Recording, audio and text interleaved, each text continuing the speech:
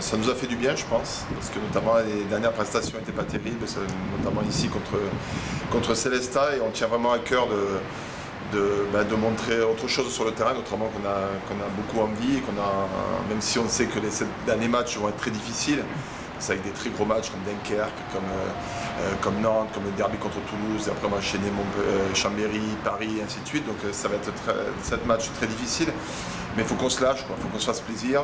Il faut qu'on se lâche, il faut qu'on arrive à communier un petit peu avec le public, parce que je pense que c'est important.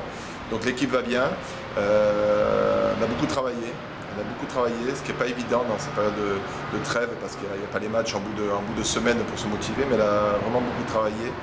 Et elle a digéré pas mal de choses, j'espère. Donc voilà, donc hormis l'absence de Marcel pour la fin de saison, on a retrouvé aussi l'ensemble de l'effectif. Bon, il y a juste encore un petit peu Rumen qui est encore un petit peu incertain, mais on a retrouvé pas mal de joueurs. Donc à partir de là, il y a de la concurrence, il y a l'émulation, et j'espère que ça va nous donner un niveau de jeu plus conforme par rapport à ce qu'on attend. Vraiment une très belle équipe, peut-être celle qui joue le mieux au handball, parce que il y a forcément des très grandes individualités à Paris.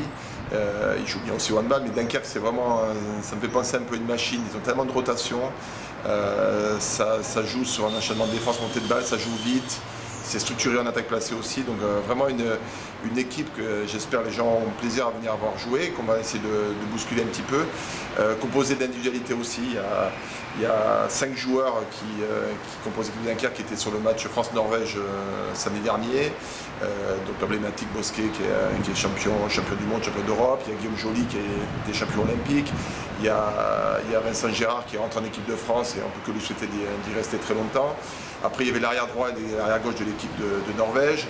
Après, elle est composée de joueurs talentueux comme le demi-centre de l'équipe de Hongrie, Nadji, l'ailier droit de l'équipe de Tunisie, le pivot de l'équipe d'Algérie, Mokrani, et puis des jeunes joueurs comme Siakam, comme Buteau, et comme Afkour, qu'on présente un peu des fois comme peut-être le remplaçant de Didier Dinard qui compose cette équipe-là. Et puis des joueurs de club comme leur capitaine, Bastien Lamont, qui est vraiment un joueur leader, qu'on a souvent joué ici il y a 10-15 ans avec l'homme, qui était vraiment un joueur de caractère, et leur défenseur central Grosco. Donc voilà, beaucoup de joueurs qui la composent, qui ont un potentiel énorme. Ils vont être en plus très motivés parce qu'ils vont lutter pour cette seconde place contre Montpellier, parce qu'il faut savoir que la deuxième place est lucrative, parce que c'est celle qui permet d'accéder à la Ligue des Champions. Donc fatalement, on va tomber sur une équipe hyper motivée. Donc voilà, donc ça c'est factuel, c'est le constat. Maintenant, il faut que nous, on se lâche sur les 7 matchs qui arrivent, et que, un peu à l'image des matchs contre Paris, qu'on soit capable de lutter le plus longtemps possible pour faire plaisir à notre public. Je pense que c'est très important.